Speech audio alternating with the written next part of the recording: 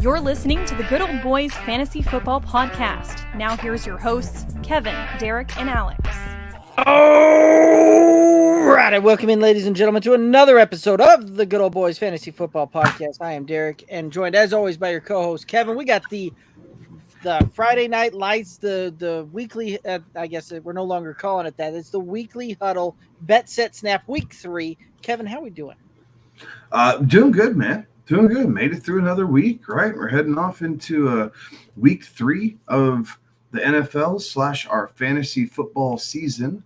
I'm ready to go after it. We're starting to see a couple trends. Really, after this week, we should know a lot, right? Like you get a good sample size of 3 weeks, and you start to really know what some of these teams are about. So I'm looking forward to this, man. It should be a good week. Some fun games on the slate for us here coming up this weekend. So you're right. And you were talking about trends, right? I brought up a interesting trend that the guys the week before they play Tennessee, something tends to happen that prevents that starting running back from playing the Tennessee Titans that week. The trend actually goes deeper than I originally thought. So week 1, the Titans played the Saints, Alvin Kamara, and then we have Eckler, then we have Nick Chubb. Watch out for Joe Mixon this week. Oof. So I'm hoping that that's just all coinky dink, but that's 3 weeks in a row of just kind of that's a weird thing to just kind of pop there. Yeah, well, it definitely is a weird thing because if you're looking at that schedule, right, you're thinking, man, we know our run defense is good, but we're going to find out a lot, right? Kamara, a little bit more of a pass catcher, right, than a between the tackles guy, but still explosive in his own right. And still has a nose for the end zone. Eckler, obviously, we know what he can do, being kind of the leader in touchdowns, over the last 2 or 3 years, cumulative seasons. And then, Nick Chubb, who is a baller. And, again, wish you speedy recovery and a full recovery and, just get right, take care of yourself. But, if you're Tennessee looking at that going, man, them Mixon following that up, it's like we got some challenges, right? Like our front 7 needs to play big. And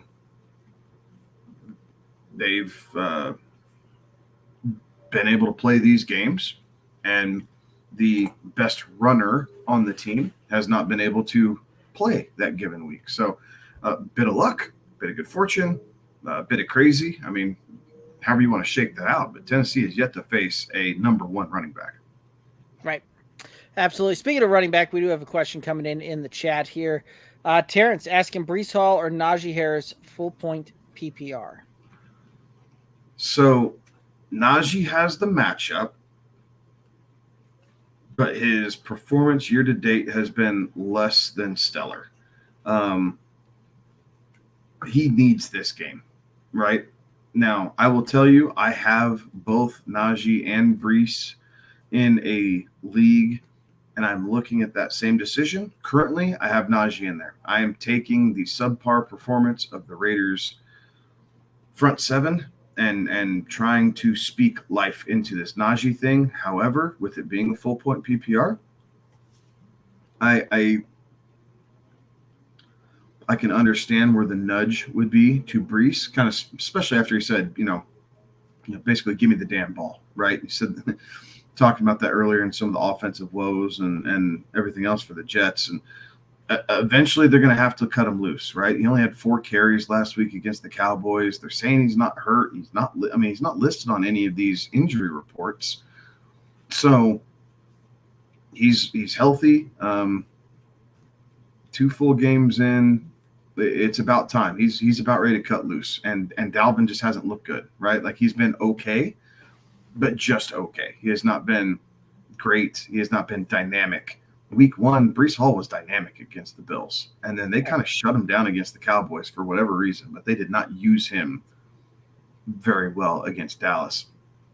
It's a divisional game. The Jets have to have this, right? Like it is a divisional game. I'm about ready to talk myself into Breece Hall here just because of what I think they can do. and at least staying in the same time zone. Steelers have to fly west and play a Sunday night football game. Players do get up for Sunday night, though. So I'm seesawing, right? I'm right here with this guy. Right now, I have Najee in my starting lineup. So me personally, I'm starting Najee.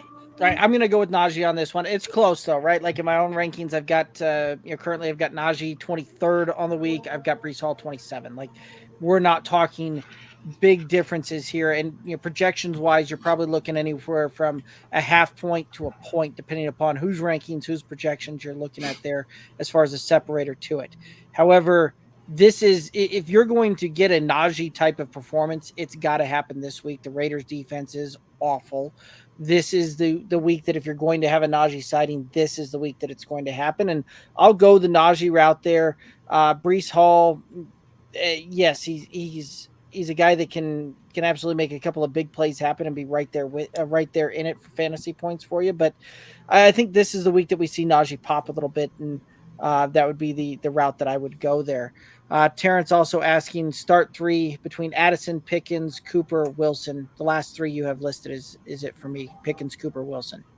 I'm going to change this up slightly. I am absolutely starting Addison this week against a terrible Chargers defense, right? They're going to be focused in on trying to slow down Jefferson. I think Addison gets loose today. I have a prop on him for this game coming up. So Addison is a must start for me. I don't think you can bench Garrett Wilson. He did it against the Cowboys, right? He broke loose and got you there and above his projected total, right? Because of that big touchdown. So I think you have to go with Wilson. And so then you're going Pickens or Amari Cooper. I think Pickens has the higher upside, much like his long touchdown that we saw against the Browns. If it's a PPR league, the safer floor is with Amari Cooper, though. He's going to see better targets, quality targets. And really, the Browns are going to have to move the ball through the air because the Titans defense is third best against the run right now. And for the Browns to kind of get used to life without Nick Chubb, Deshaun Watson has to get right, and it's Amari Cooper. So sadly, as much as a Pickens guy as I am, I think I'm sitting Pickens out of this three, and I'm going Addison, Cooper, Wilson. Fair enough. Yeah, it's funny that you were talking about the prop that I actually had a prop on George Pickens and his receiving yards as well. Vegas actually has him listed as the higher projected receiving yards over Addison there. So Terrence, there you go. Kind of a split decision. We're both all in on Amari Cooper and Wilson, and then you got the split decision between Addison and Pickens. Stay tuned. Like Kevin said, he's got a prop on Addison. I've got a prop on Pickens. So you can see how you like that as that shakes out there. Stafford, Trevor Lawrence. I'm going to go with Trevor Lawrence. I'm going Lawrence. The Houston Texans are down both their starting cornerbacks in this game. So it is a big advantage for Trevor Lawrence and the Jaguars to throw the ball this weekend. So I'm going T-Law. Yep, agreed. Alrighty, any other news, notes, anything like that we want to get to before we start breaking down games? I mean, the essential outs, right? If you have Austin Eckler, he is out. Get him out of your lineup. If you have been kind of playing the Justice Hill gamble, he is out. So it is the Gus bust this weekend. So play Gus Edwards. He has a strong flex play this week. Let's see. Pay attention to Jalen Waddle. He is still in concussion protocol. He did play today or practice today, obviously non-contact, but he was able to participate in parts of practice. So pay attention to the news about Jalen Waddle tomorrow morning or Sunday morning, whenever he can get through that 5-step concussion protocol that he needs to clear to be able to play. Anthony Richardson out. Gardner Minshew in. And then Bryce Young out. And then Andy Dalton in. Yep. So all great notes there. And again, right, make sure that you're checking the reports about 90 minutes before. That's when you'll start seeing those reports on who's definitely in, who's definitely out. Anybody that's questionable. Through tomorrow, you'll get an answer on the early games 90 minutes before game time. Same thing with the afternoon games as well. And so you'll be able to kind of make those decisions as those rock and roll there a little bit more so there as well. So that'll help with Waddle, right? He's in that early morning slate. So 90 minutes before, you'll have plenty of time to pivot. Yep. And if Waddle goes, like he's going to get loose and he's going to go crazy in that game. So I concur. all right. Warm Tubbs over on Twitch, giving us a bunch of, I think that's dinosaur emojis. They're supposed to be dolphins. I'm trying to see. Yeah, it could be maybe. I don't know. I like them. I just don't know what they are. Right. We're too old for that. Sorry, man. Right. And then he's asking NFL or college. We're talking all NFL slated games here for the for Sunday, Sunday and Monday here. Putting our takes on both the gambling side of it and the fantasy football side of it. So I'm not afraid of college banter though. Go ahead and toss it out. Derek and I watch enough college football on Saturdays. We'll be able to hold our own. Yes, that's very true. All righty, and he's saying that's awesome. All righty, so let's get in here. Let's start rocking and rolling through the first slate of games here. Unless we got any other thoughts. Let's roll, man. All right, let's do it. First up, we've got the Week 3 matchup: Tennessee Titans taking on the Cleveland Browns. Cleveland is favored by 3.5 in this one. The over/under 39.5. What are your thoughts here? I'm taking Tennessee to cover here. Again, with just losing Nick Chubb, a very stout defense, really on both sides, but specifically the running side, on the run defense for the Titans. They are susceptible to the pass. So Cleveland's going to have to really throw the ball probably a bit more than what they have here these first couple weeks. And Deshaun Watson hasn't been overly accurate. He has not quite been, I guess he's not the guy that we saw 3 years ago, right? Like whether he's working his way back, whether it's the offense, whatever that is, he has moments of, hey, that's really good. And then he has moments of, I'm not sure what that is. So I'm taking the under in this game because of all those things. I think Tennessee covers that hook, right? Doesn't surprise me as a 3-point game. There is a clear path for Tennessee to win this game outright, although I'm not going to take them on the money line for this exercise. Agreed, right? Like this feels like a 3-point game. I think that we probably see this, and I think this one gets into kind of that like ugly type of scoring type of deal. 18-15 type of matchup. Something silly like that. 17-14 type of matchup here is where I think this thing's going to play. So I think the under comes in pretty comfortably on this. I do like Tennessee, especially with the hook on this thing. They are 2-0 against the spread this season, so they've got some good things going there. That run defense is legit, is real. And I just don't know that what Cleveland's offense is going to really look like sans Nick Chubb. Yes, Jerome Ford popped and he looked good, but we were all expecting Nick Chubb to pop and look great as well, and he did before he got injured there as well. He was off to a great start. So this Tennessee Titans defense, a whole other story here. As far as a prop that I like Derrick Henry going over 10.5 receiving yards in this one. Not very good. I have Amari Cooper, much like the question here to start the show off. I have Amari Cooper going over the 57.5. I think he easily clears 70 yards in this game. You got that at a great line, because when I was looking at that one just a little bit ago, right, when we were talking on that Pickens, Cooper, Wilson Addison question, the line had actually jumped all the way up to 61.5 on that one. So you locked it in at the right time. I like it. In the bank. Absolutely. All righty, let's go ahead and head on over to the next matchup here. We've got the Atlanta Falcons visiting the Detroit Lions. Detroit favored by 3 in this one. The over-under is 46. Thoughts on this one? I'm taking the Lions. Their running defense might be a little bit less than what the Packers can be. So I think Atlanta will be able to move the ball a little bit. But what the Detroit Lions can do that the Packers could not do is put the ball in the air. Amon-Ra St. Brown looks like he's a go with the toe, the turf toe injury, whatever that is. So I'm happy about that. I am going to take the under, though. I think ultimately the defenses, I think it's going to be kind of a slower first half here. Like, I don't expect a whole lot of points in the first half. The second half, I do think it'll open up a little bit.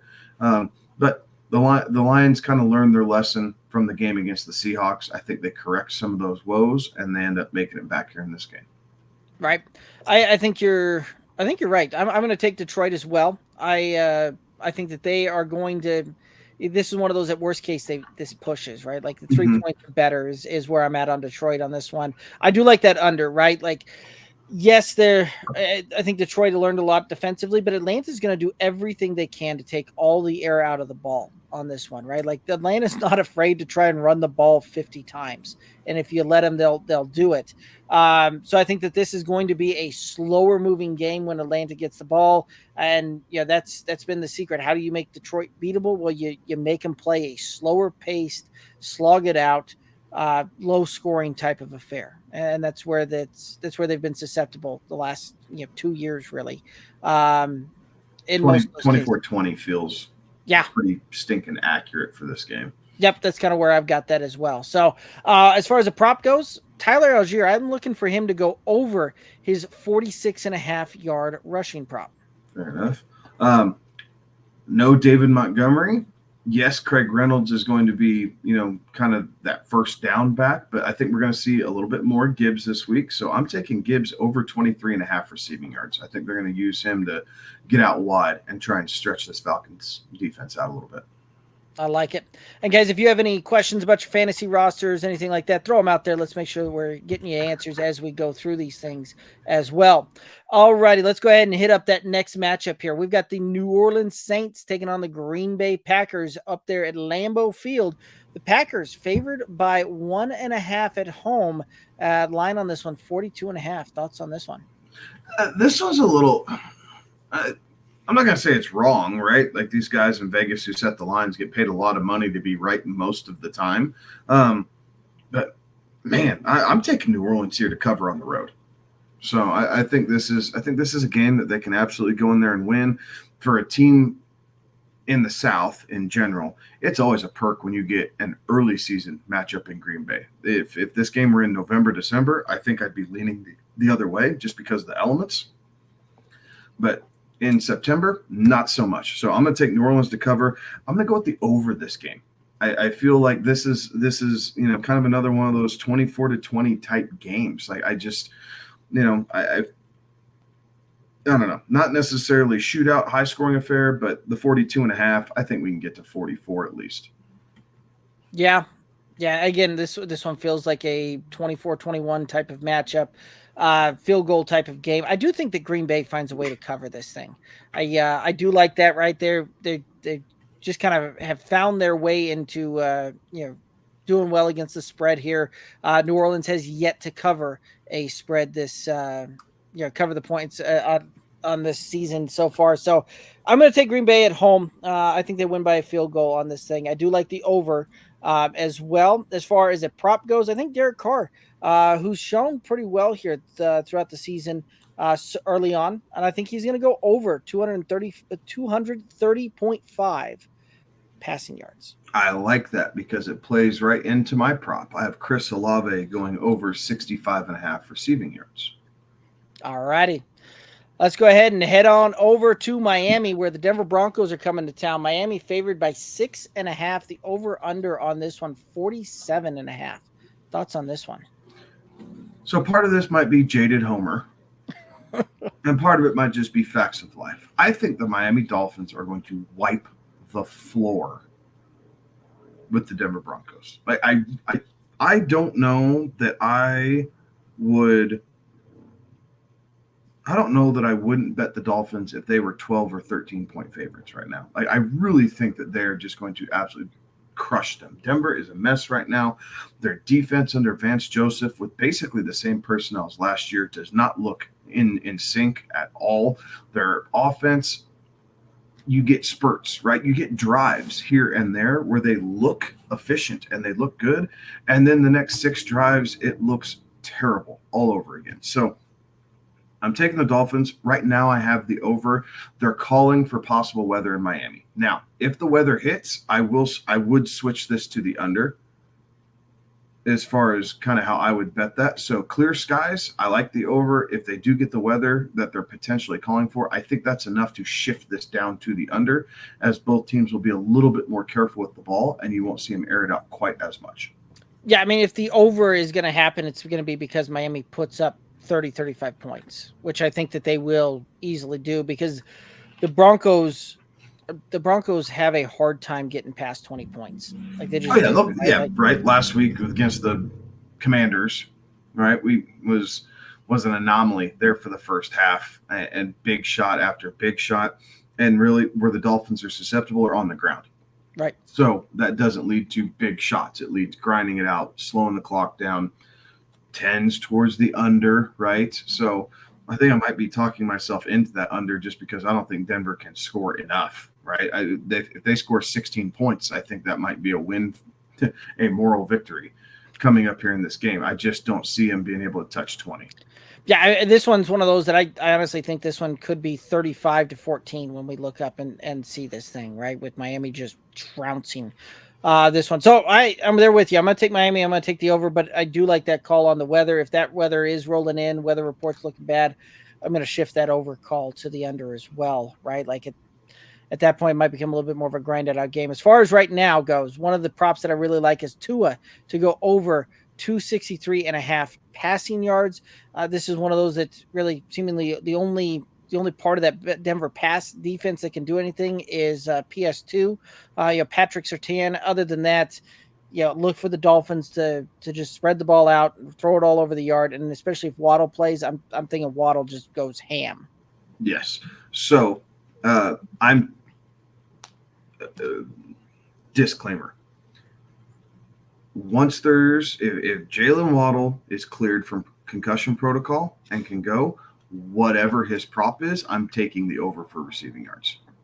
Like it could be set at Justin Jefferson this week is at 101.5. Highest receiving prop we've seen so far this season. If Jalen Waddle had that prop, I would take it going up against the Denver Broncos this week. However, there is no prop for Jalen Waddle because he is in concussion protocol and still questionable. So I pivoted. I'm taking Javonte Williams over 13.5 receiving yards. I think they're going to have to use the screen game. Russ has been trying to get it out quick. They were pretty efficient doing that in the first game, going to the running backs and tight ends against the Raiders, and then got away from that in the second half. Week 2, they went a little bit more vertical. That wasn't sustainable, as we saw. So I think they go back to kind of a balance. But I do think that allows Javonte to catch a couple screen passes, get to 13.5. I like it. So Warm Tub's over on Twitch saying that he's excited for that last matchup. And Mr. COD Reaper saying, hey, Kevin and Derek. Mr. COD Reaper, welcome into the chat there. Welcome on back. All righty, let's go ahead and hit up the next matchup. Again, guys, if viewers and listeners out there, if you got some questions, throw them in the chat here. Let's hit those things up. Let's rock and roll and get you guys the answers that you're looking for here for your Week 3 fantasy football matchups here. All right, next matchup. We got the Los Angeles Chargers heading to the Minnesota Vikings. Minnesota favored by 1, the over-under 54 in this one. Thoughts? So, a couple things with this game. Highest scoring game of the week. 73% of the money from the public is on the over, which logic should tell you take the under. And Murphy's Law, when you have these two high-scoring offenses go up against each other, they somehow stub their toe and it looks like poo for the first quarter and a half before they kind of unkink themselves. I'm going against all of that. I'm going to take Minnesota to cover this. I say they limit their turnovers and kind of fix some of the ailments that have nagged them for the first 2 weeks and really cost them both games. If they don't turn the ball over in either game, I think they beat Philly and I think they beat Tampa Bay back in week 1. So Minnesota doesn't turn the ball over. They cover the spread, and I'm going to take the over because, damn it, we want Star Wars numbers. Put up them points. I like that. Yes. Put up the points indeed. I'm going to be right there with you. I think this one, this one's not going to surprise me when we look up and we get a 60 burger when this thing's all said and done, right? It's in a dome. There's not weather that's not going to, affect this thing at all. So, yeah, I'm going to take the Chargers, though, when it's all said and done. I think they find a way to pull one out. They get their first W on the year. So I do think that we find that one. The loser's essentially out of the playoff picture already. Right. And anything's possible. They could rail off 10 straight. Yes, it's possible. But essentially, the loser of this game to drop to 0-3 is in massive trouble of missing the playoffs already. That's a big hole to dig out of, right? Like you saw the Lions last year, right? The darlings of kind of the NFL go on that massive tear over the back half and still miss. Yeah. Right. Like, Yeah. The Vikings would have a clearer path to get out of it than the Chargers would. True. Just because of how the AFC is, and we it's the clear. Division and everything else. Yeah. The Chiefs, with their struggles, even are still head and shoulders above everybody else in that division. Correct. Yes. Alrighty. And so one of the props that I like on this one, I like Keenan Allen to go over his receiving prop of 68.5 yards. Very good. I'm taking Jordan Addison, over 50.5. I think he's being disrespected here by Vegas a little bit. I think that he's had some good weeks back to back. He's showing well, right? He's doing what we thought he would to start the season as a rookie. And the more he plays, the more comfortable he's going to get. High scoring passing affair. The Chargers are not getting a whole lot of pressure on the quarterback at the moment. And Kirk Cousins has looked very, very good throwing the football here for the first 2 weeks of the season.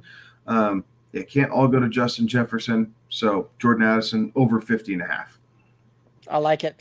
I actually saw somebody was going through and projecting out at 17 game pace. Kirk Cousins is on a 6,000 yard 17 game pace, 50 plus touchdowns. And he's on a historic type of pace through 2 games. So we'll see how this thing continues here. Last time we had a quarterback hit that pace, that was Dak Prescott. And we know what happened there. Yeah. All righty. Let's go ahead and move on to our next matchup here.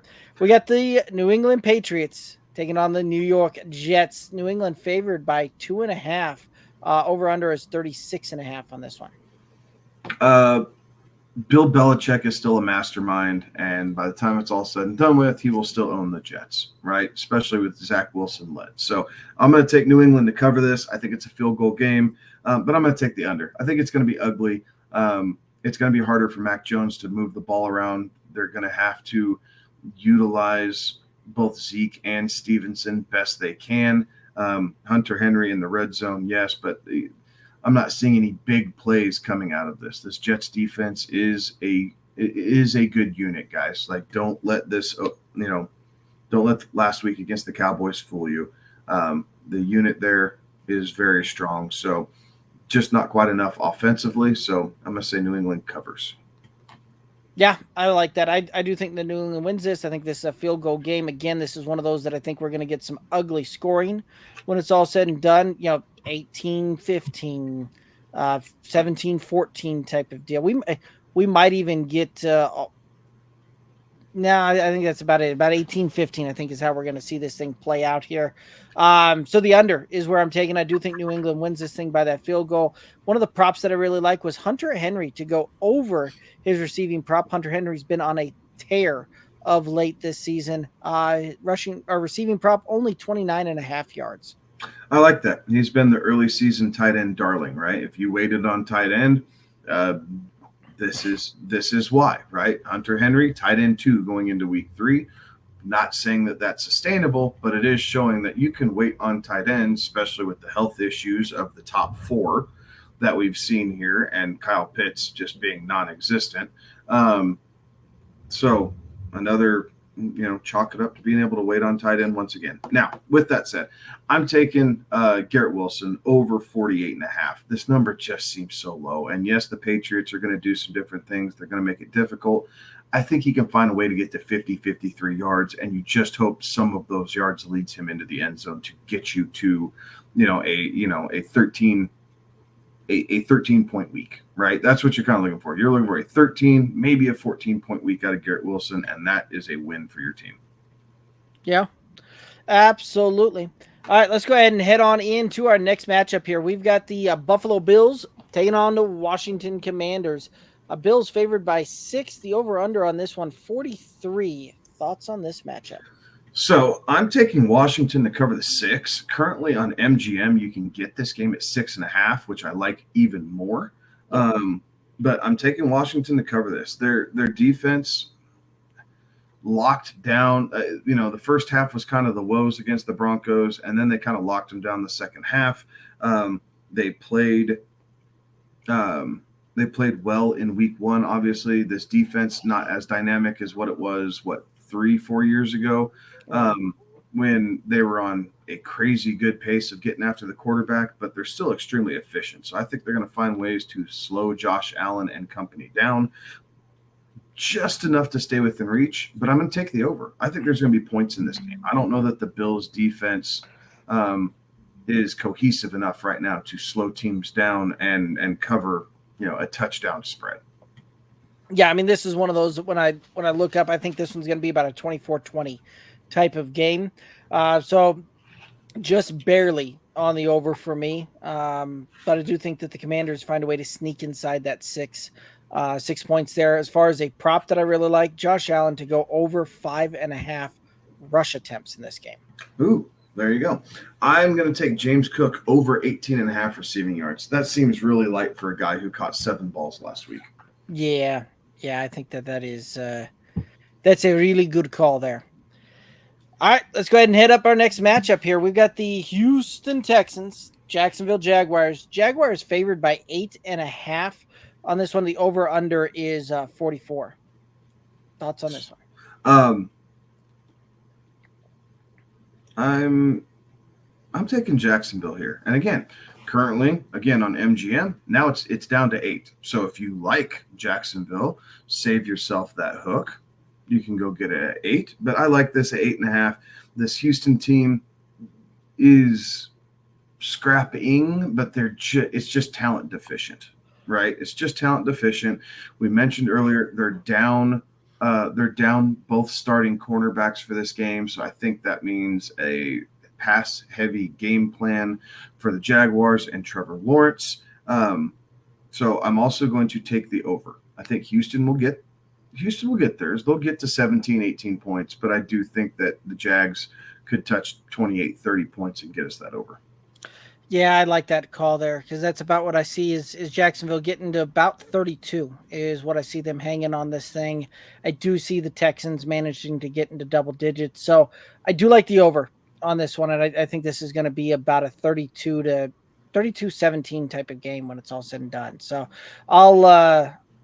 I'll take the over. I will take Jacksonville to cover on that. As far as a prop that I really like, Travis Etienne, right? This feeds right into what you were talking about there. Like, even if they aren't necessarily going over the top down the field to Kirk or to Calvin Ridley through the passing game, I think they'll get Travis Etienne out in space, and he's going to go over 16.5 receiving yards. No, absolutely. I'm taking Nico Collins over 53.5. So while Patrick Mahomes did spread the ball out last week when they played the Chiefs, week 1, Michael Pittman was able to get over 100 yards from Anthony Richardson. So I think Nico and the chemistry that he has with CJ Stroud has been very, very good, right? A great late wide receiver pickup, whether it was late in your draft or if you're able to snag him off the waiver wire, good for you. I think that trend continues. So I have him going over 53.5. I like it. All right, next matchup, we got the Baltimore Ravens with the Indianapolis Colts coming to town. The Ravens are favored by 8.5. The over-under on this one's 44. Thoughts on this one? I'm taking Indy here to cover the 8.5.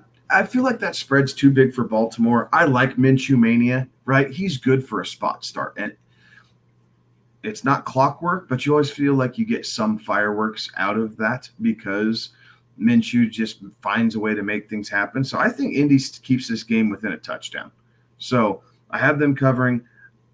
I'm going to take the over. I think they're going to find a way to put up some points here and at least push Baltimore. But I'm going to take Baltimore on the money line. Yeah, I like that. I kind of like that, but I do think that Baltimore finds a way to get this thing done, right? Like I just don't. This one is not going to surprise me if we look up and it's a 10-point game. Not going to surprise me when we look up and see it be a 35-10 type of matchup. Like I could see all of that playing out there. And as much as I like Gardner Minshew coming in and doing what he does and being kind of that firecracker, that spark plug for a team, I just don't think that he necessarily gets it done here. And I think Baltimore finds a way to do it, to cover, they put up enough points for the over to hit. One of the props that I really like, though, Zach Moss to go over 14.5 rushing attempts. Okay. I'm taking Zay Flowers over 52.5 receiving yards. Odell Beckham is out of this game. The Colts have not been good against the pass so far this season. They're struggling to get pressure on the quarterback, and I think that allows Zay Flowers to have a big game. And I believe that this was last year that Lamar Jackson just went absolutely crazy through the air against Indy, if memory serves right. So it could be if history repeats itself, you could be in for a really good Zay Flowers game there. All right, let's go ahead and get kicked off here with the afternoon slate of games, and we're going to get started off with the Carolina Panthers heading to the Seattle Seahawks. Seattle's favored by 6. The over-under on this one is 42. Thoughts on this one? I'm going to take Seattle to cover this game. I think talent's going to prevail going up into the Northwest. It's a hard place to play there in Seattle. The 12s do a good job rallying behind their team and making it difficult. Yes, you have Andy Dalton, who is a veteran quarterback, so it's not going to be a new situation for him, I think is how I want to phrase that. However, I think Seattle just has too much over the length of the game. I have them covering the 6 points, but I'm going to take the over. I think Andy Dalton's going to be able to move the ball here a little bit and put up just enough points here so we can get that 23 to 14 or 24 to 14 type game to get us to that over. So yeah, Seattle over. Yeah, I see this one being a push on both sides, right? I like this is one of those. I was looking through this thing. I see this being about a 24 to 18 matchup. So a push on the spread, push on the total. But that being the case, and for again the point of this exercise, I'm going to take Carolina to cover. Right, I think that they can find enough to get there. Andy Dalton, the crafty veteran, I think finds just enough with this Carolina offense to keep this thing within 6 points. I do think we find just enough points to sneak to the over. One of the props that I really liked was Adam Thielen to go over 3.5 receptions, kind of the old guy to old guy connection here. No, fair enough. I have Jonathan Mingo over 35.5 receiving yards. He has been on the field over 90% of the offensive snaps through 2 games here for the Panthers, and he's seen 7 targets in each game. Andy Dalton's going to be a little bit more accurate, I think, than Bryce Young here to start. He'll be a little bit more confident maybe in fighting some of those tighter windows for Mingo, and I think that spells success. I like it. All righty, next matchup here. We have the Chicago Bears heading to the Kansas City Chiefs. Chiefs are favored by 12.5. The over-under is 48 on this one. Thoughts? I'm taking KC, but I'm taking the under. I just don't think the Bears score enough points. I think KC will let off the gas like they tend to do. Like, I think they keep this at about a 13, 14-point game, but I don't know that they're going to be pushing to necessarily burn the barn down, if you will. But nevertheless, easy win for Kansas City, and we do not reach the 48 points. Yeah, this is a tough one because Kansas City, when they start getting up into those 2 possession games, like historically over the last few years, they just haven't done a great job of covering those things. So I almost went with the Bears, and then I remembered that it was the Bears that I was going to be picking there, and decided against that. So I'm going to take Kansas City on this one. As far as the over-under goes, I think we do see some points on this one. I think we could easily see Kansas City get up there 35 points, and I think we see the Bears struggle bust their way into 13 points here. So I think that we can see the over on this one. As far as a prop that I really like was DJ Moore to go over 43.5 receiving yards. This is one that I think he gets just enough volume again for him. Yeah, I think we probably see him with 4 or 5 receptions, and I think we can see him clear probably 50 yards on this one. No, fair enough. I honestly did not love the props on this game, partially because Kansas City does spread it out so much. Like, I liked Rashee Rice over 13.5 receiving yards. Like, I thought that was a good one. I could have gone there. I definitely took one with low-hanging fruit. I'm taking a Travis Kelce anytime touchdown. I like it. All right, question coming in before we get to the next matchup here. Richard, over on YouTube, Standard League need a flex. London, Judy, Jerome Ford, James Conner. Out of all of those, I'm probably going to lean James Conner, even with that tough Dallas matchup. I'm going to lean Jerry Judy in this game. They're going to be, and it's because I feel like the Broncos are going to be trailing so much. They're going to have to abandon the run game, I feel like, at some point. Judy's a little bit more dynamic, can get out of routes and breaks slightly faster than Cortland Sutton can. And 2 weeks, so his first game back was last week. They kind of monitored his snaps, didn't play him a whole lot. I think they increased those reps coming into this week. You'll see Judy, in my opinion, put up the best week. Fair enough. So you got two different viewpoints there, and you can kind of take that as you will. I just, in a standard league, right, when I don't get any points for receptions, things like that, I always tend to lean towards a running back. I think James Conner, right, and really what you're looking for in standard leagues is who falls into the end zone. I think James Conner probably gets the lone touchdown out there for the Arizona Cardinals this week. So I just don't trust Russell Wilson to put the ball in the end zone. So that's kind of where I'm at on that one. You've got two different viewpoints there, and you can take it how you see it and how you like it there, Richard. All righty. Let's go ahead and head on over to the next matchup here. We got the Dallas Cowboys taking on the Arizona Cardinals, traveling out to the desert. You've got the Cowboys favored by 12.5. Over-under on this one, 43. Thoughts on this game?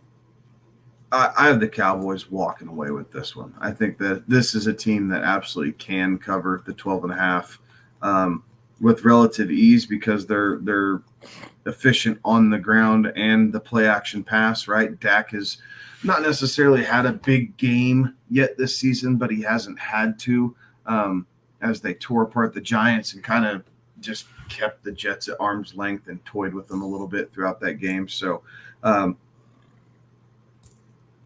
am taking Dallas. I'm not sure why I wrote Arizona in our sheet, but I'm taking Dallas. Derek, I'm changing that right now. So taking Dallas, but I'm taking the under. I don't think we're going to see a massive amount of points here. If Dallas can get to 24 to 28 points, I think Arizona might be able to get to like 13. That's kind of how I see this thing as well. I do see Dallas absolutely rolling in this one. So I'm not looking for, Arizona, I think is just going to have a really, really tough time when it's all said and done here.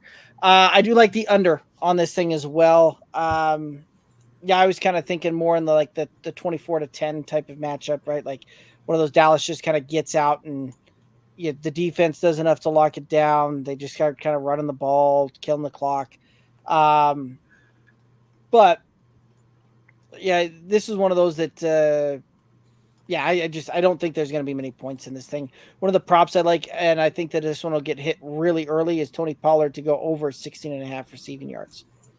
I have Josh Dobbs under 180.5 passing yards. I think this Cowboys pass rush is just going to make his life a living hell.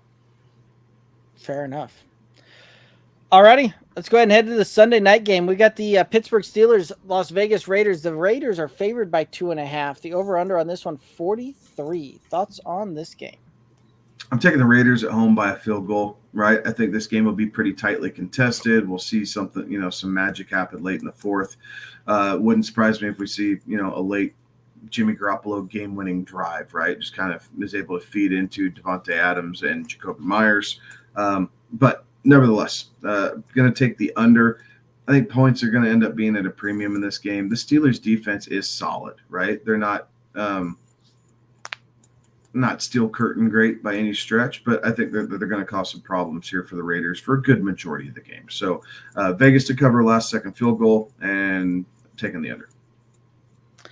Yeah, that last-second field goal, I think, is about what's going to differentiate this one. And it wouldn't surprise me if we see almost a push on the total there. Like 23 to 20 feels right on this thing. But I do think that we're going to see just the under. So a 20 to 17 type of matchup as well. Like that wouldn't surprise me. One of the props that I really liked, though, was George Pickens to go over 51.5 receiving yards. Very good. I have Jaylen Warren going over 15.5 receiving yards. I think his efficiency as of late is going to lead for probably a few more touches than what Najee owners would like to have. And Warren's been pretty explosive with the ball in his hands. So I think he's able to pick this up, 2-3 plays. You'll get there pretty easy. I like it. Monday night, we got the Philadelphia Eagles heading down to Tampa Bay to play the Buccaneers. Philly favored by 5. Over under on this one, 44.5. Fill in the over. So Tampa Bay can stop the run. They have not stopped the pass very well this season so far. So this is just going to be, Philly's going to try and keep him honest a little bit, but Jalen Hurts is going to be able to rip it. So I think it's a good thing for A.J. Brown to kind of get off the schneid. Devonta Smith is going to keep doing his things. You might even see Dallas Goedert come up with back-to-back performances after a week 1 goose egg. So I like the Eagles here to cover the 5. It wouldn't, 6-7 points. I don't think that they blow the Buccaneers out being on the road, but I do think that there's enough offensive firepower in Philly to cover that 5. Right. I think that this one, it's hard to go against Philly, right? Like they've looked good. They've done lots of really good things, going back 2 seasons now. However, I think I'm gonna switch that around here because I was originally going to go with Philadelphia. I'm leaning Tampa Bay to cover on this one, right? Call it my Baker bias or whatever you want to call it here, but I do think the Tampa Bay finds a way to keep this into about a field goal type of game here. The Buccaneers have just been scrappy all season long, finding ways to get things done. I do think that we see the over hit on this one. Not going to surprise me when we look up and we see this one play out and we see a 24, 21, 27, 24 type of matchup on this one. As far as a prop goes that I really like Jalen Hurts to go under 237.5 passing yards. I'm hoping you're wrong because I need a big week out of him in the home league. I'm taking A.J. Brown over 68.5 receiving yards. I think this is a week where you finally get to see A.J. Brown kind of bust out of this schneid he's been on here for the first couple weeks. Right, and A.J. Brown was, Fantasy Pros published an article by something that they got written by us. So and that was one of our trade candidates. Buy low type of thing was A.J. Brown, right? Like you can read more about it over there and all that good stuff. But I think you're right. I think this is the week that he goes off and we see some very big things out of him. So if you're looking at trying to acquire him, I think this is your last chance to get him on the cheap. Monday night, we got the Rams, we got the Bengals, and the Cincy favored by 3. The over-under is 44. Thoughts on this one? I'm perplexed by this one. Like we know not only the issues that the Bengals have had, but the questionable status of Joe Burrow and his calf, and they're a field goal favorite, and the Rams have played very well here these first couple weeks. So I'm taking LA. I'm going to take the under. I don't think either team's going to be looking to light the scoreboard up, but at 44, this game wouldn't surprise me if it was 22-19, right? Something kind of funky like that to get us there. I mean, you could even see 23-20, somewhere, but I would be much more inclined if the Rams were 3-point favorites going into this game than the Bengals. I think Cincinnati's in trouble here, guys. Right. I think you're absolutely right there. Like this is one of those that I when I was looking at this, I'm like, you're giving the Rams points. Like I get that the Bengals, have gone deep into the playoffs last couple of years, but Joe Burrow hasn't looked right, coming off that tweak. Calf muscle yet again on this thing. So I'm going to take LA. I think that they find a way to, if not even outright win this thing, keep this thing very, very close. I do think that we see the under. Part of that is I don't know that I can trust the Bengals right now to put up more than about 14 points. So, this is one of those that it's not going to surprise me if we see a incredibly low scoring Monday night game, something even in the 17-14 type of old school drag it out type of matchup here. So that's where I kind of see that one playing. Prop that I really like. I like the newest member of the Breakfast Club to go over his receiving prop of 63.5 yards. Of course, I'm talking about Puka Nacua. Oh, very good. To kind of coincide with that, Van Jefferson's been the forgotten man out, right? You've seen Tutu Atwell emerge. Tyler Higbee's still getting his. Jefferson's the one guy who is not. I don't know if he's in the wide receiver doghouse, much like Cam Akers was in the running back doghouse. We'll see about that. But I'm saying Van Jefferson under 37.5 receiving yards. He's just not getting looks his way from Matt Stafford. Right. He should show up to those morning breakfast workouts, I guess. Like that must be the. What I want to know is who's the beat writer in LA that has missed that that coverage in the off season on who's showing up to the morning breakfast workouts with Stafford and Cup. Like that's what I want to know. These some of these beat writers do a really good job staying in on it, and some they just take hearsay and write about it. So all right, we do have a question coming in here. 10 person league: Josh Allen, Eckler, James Cook, Amon-Ra, Mike Williams, Andrews, Kenneth Walker III. Bench is Jerome Ford, Christian Kirk, Dotson, Charbonnet, Deontay, Algier, Roshan, Gainwell. Traded Kenneth Walker III for Christian Kirk and A.J. Brown. Is that a W? I'm not opposed to it, right? I mean, we expect A.J. Brown that his worst 2 weeks are kind of behind him almost. So I'm not opposed to that. You kind of get in a two-man race there in Philly as opposed to what seems to be a three-man race in Jacksonville with Christian Kirk. Kenneth Walker III. I mean, you've got Eckler, so when Eckler's back and healthy, he's electric. James Cook has proven to be a very good RB2.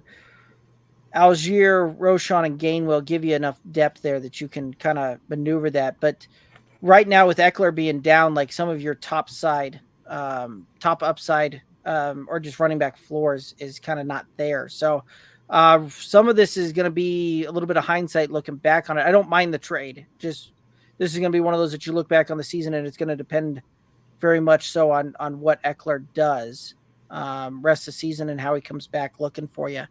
Yeah. And I like the Ford pickup. I just don't like it this week, right? This week is going to be a challenge for Ford. But going forward, I do like the pickup. I am not a believer in Kareem Hunt. There's a reason that this coaching staff and this front office willingly let him walk into free agency without even really trying to bring him back until obviously the unfortunate thing with Nick Chubb. So I'm not worried about Kareem Hunt. I think it is Jerome Ford's backfield. So I'm not opposed to the trade. But man, I'd like to know that Eckler's like back next week and you're only floating 1 week or one more week without him, because James Cook headlining your backfield is going to be a little painful, right? We've seen what Algier can do in week 1, and then we saw what he can't do in week 2. So it's going to be a little bit boomer bust there, but I think having Amon there, Andrews obviously is great for tight ends. I think he's going to get fed. Mike Williams in a great matchup this week, so you'll like that. So I'm not opposed to it. Being able to basically throw Amon-Ra and A.J. Brown in each week, and then you can move Mike Williams into your flex. I think that makes the roster work out fair enough for you. Yeah. Andrew over on YouTube, got a bench one this week. I can tell you right now, I bet you Kevin and I have a split decision on this one, but you got a bench one, and I'm assuming that's Keenan Allen, Nico Collins, George Pickens, and Jordan Addison. Who are y'all benching?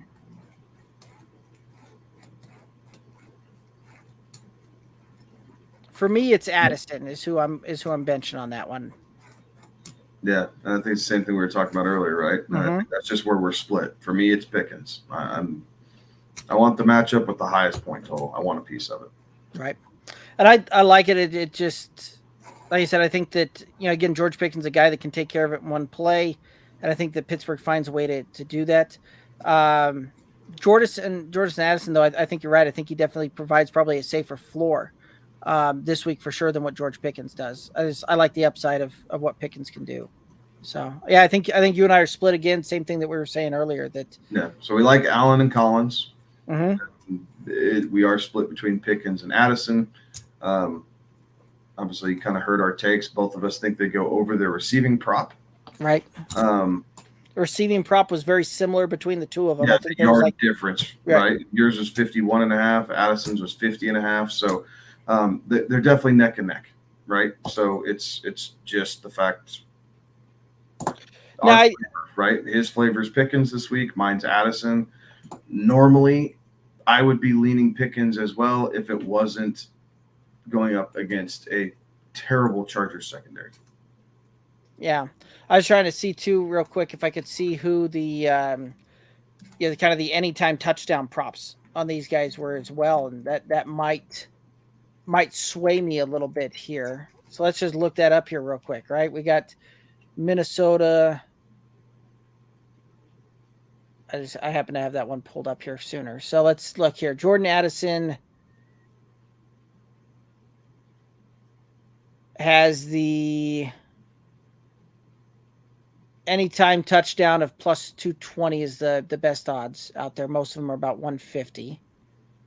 And then let's take a look here at Pittsburgh. George Pickens here.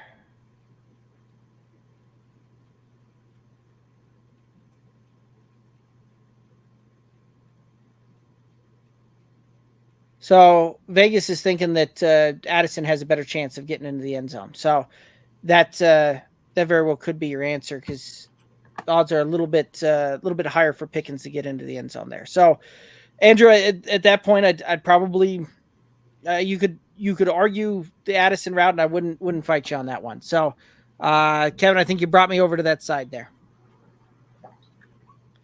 Ty over on YouTube saying that they're hoping that Jerome Ford can hold them over. He can't. He's just got a couple tough weeks. You just have to stick with Ford. Going up back-to-back weeks between Tennessee and then San Francisco, it's going to be a choppy 2 weeks for Jerome Ford. But don't get too frustrated where you rage drop him. You are going to want him. He will come through. You know, right now, if you have to play him, think of him as a spot flex play, right, for the next 2 weeks. Like, if you have to play him, you got to play him.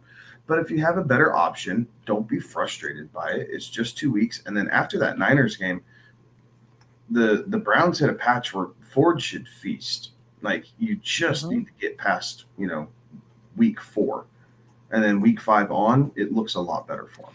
Actually, so I just pulled up his schedule. He's got Tennessee this week, Baltimore week 4, week 5. They've got the bye, week 6 there at San Francisco. Oh, sorry. So 4 weeks here. That's going to be tough there. But then you're going to get some very easy sledding, kind of down the stretch, especially when you start looking playoff time, right? Like, you get week 15 Chicago, week 16 Houston. Like, those looking pretty good there. Week 17 a little bit tough, championship game against the Jets, but right. And I'm not scared of Baltimore. Right. Like, yes, they're good, but I'm not overly scared. That Niners game's going to be tough. This Tennessee game's going to be tough on them. Right. But that sandwich in between, right? You get the week and then the bye. So, and then after San Francisco, he sees Indy, Seattle, Arizona, Baltimore, Pittsburgh, Denver, the Rams. Like, yes. that's a plus matchup schedule there. So, yeah, it's one of those that you're going to have to. Week 7 on is what you're hoping for, right? Like, till you get to week 7 with Jerome Ford, might be a little tough sledding there, but week 7 on, there's a lot of plus matchups rolling through for him. So, yeah, I think you'll be all right. He'll see goal line carries, right? So you're hoping for some touchdowns to help make up for it, because the yardage by itself won't be there. Right. Andrew was saying, man, this decision is making my head hurt, but not a bad problem to have. You know what, Andrew, I hopped on Kevin, the bandwagon that Kevin was pulling there. And so Addison, there you go. We'll make that decision even easier for you. He and I are both on the Allen, Collins, Addison train. And then Andrew saying, thank y'all. Ty saying that back to the Jerome Ford, he does just need 10 points, maybe a lucky TD.